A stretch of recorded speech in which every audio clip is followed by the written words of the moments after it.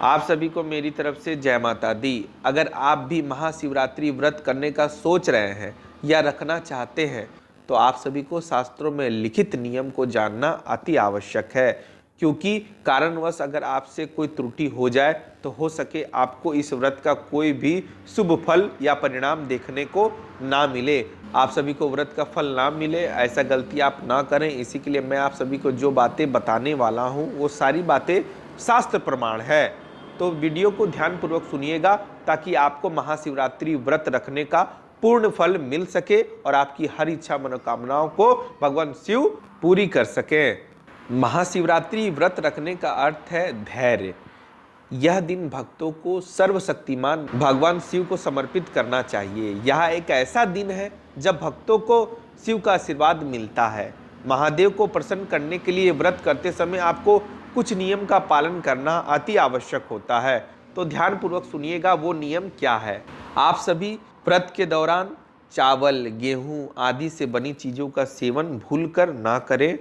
मांस और शराब खाने के बारे में सोचना भी नहीं चाहिए। बेसन, मैदा आदि से बने भोजन का सेवन बिल्कुल ना करें। जो भी भक्त महाशिवरात्रि का व्रत करते हैं तो आपको इस दिन में बिल्कुल नहीं सोना चाहिए, चाहे वो बच्चे हो, बूढ़े हो, पुरुष हो या महिला ही क्यों ना हो, आपको दिन में बिल्कुल नहीं सोना है। ज़्यादा से ज़्यादा समय आपको भगवान के नाम का मंत्र जप करना है, चाहे वो ओम नमः शिवाय हो, चाहे ओम शिवाय नमः हो, चाहे महामृत्युंजय हो, चाहे गुरु गोरखनाथाय नमः हो, चाहे कोई भी आप महाशिव का मंत्र का जप आपको अवश्य करना चाहिए। लेकिन आपको सबसे उत्तम है ओम नमः शिवाय का मंत्र जप करना ही है, क्योंकि ये सर्व सिद्ध मंत्र है। ये अपने आप में सिद्ध है, ऊर्जावान है। इससे आपके जीवन में बहुत ही लाभ अवश्य ही मिलेगा। आपको वाद विवाद से बचना चाहिए, यानी लड़ाई झगड़ा से बचना चाहिए। किसी से कटु शब्द का प्रयोग नहीं करना चाहिए, यानी गंदे भाषा का प्रयोग बिल्कुल नहीं करना चाहिए। सबसे प्रेम व्यवहार से रहना चाहिए। अगर आपको कोई भला बुरा कहता भी है तो आपको किनारे हट जाना है, ना कि उनका पलट के जवाब देना है। व्रत के दौरान आप दूध का सेवन कर सकते हैं। फल में आप जो भी फल है आप उसका सेवन कर सकते हैं, लेकिन ये याद रहे आप व्रत कर रहे हैं तो आपको भूख का एहसास लगना चाहिए, तो उतना ही फल आप खाएं, उतना ही दूध पिए, ताकि आपको हर पल महसूस हो कि मैं व्रत में हूँ, मैं उपवास में हूँ। इस बात का आपको विशेष ध्यान रखना है। नहीं तो कई लोग जो है फल से ही और दूध से ही पूरा पेट भर लेते हैं, तो वो व्रत रखने का क्या मतलब, जब आप अपना पेट पूर्णतः भर ले रहे हैं, यानी आप भूख का एहसास कर ही नहीं रहे हैं, तो व्रत का क्या फायदा होगा। इसी के लिए जितना आपको आवश्यकता हो उतना ही आपको फल या दूध का सेवन करना है। ये ध्यानपूर्वक सुनिएगा।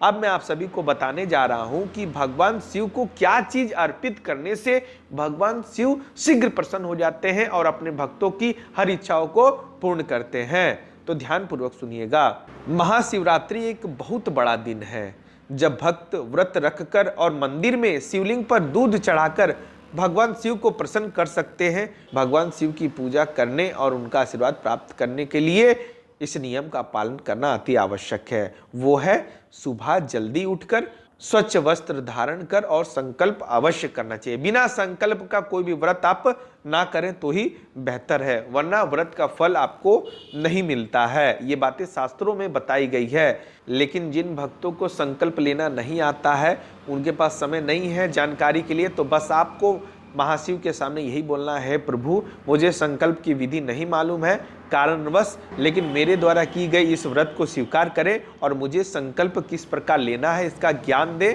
तो भगवान के द्वारा और किसी गुरुजन के द्वारा आपको संकल्प लेने की विधि भी मालूम चल जाएगी। और नहीं तो आप संकल्प किस प्रकार लिया जाता है आप YouTube पे सर्च भी कर सकते हैं। इस दिन आपको भगवान शिव के मंदिर जाना चाहिए और मंदिर में जाकर जल अर्पित अवश्य करना चाहिए। अगर आप मंदिर ना जा सके कारणवश, तो आपके घर में जो भी मंदिर हो शिव जी का, यानी शिवलिंग हो, चाहे छत पे हो, चाहे जहां भी आप रखे हो घर पे, वहां पर शिवलिंग पर जल अवश्य ही अर्पित करें। लेकिन एक बात का विशेष ध्यान रखें कि जल तांबे के लोटा से डालें तो बहुत ही बेहतर है। पीतल के लोटे का भी आप इस्तेमाल कर सकते हैं, लेकिन स्टील के लोटे का प्रयोग आप भूलकर ना करें। जिस लोटे के द्वारा आप भगवान शिव को जल अर्पित करेंगे उसमें गंगा जल की कुछ बूंदें अवश्य ही मिला लें, इससे आपको अत्यधिक लाभ अवश्य ही मिलेगा।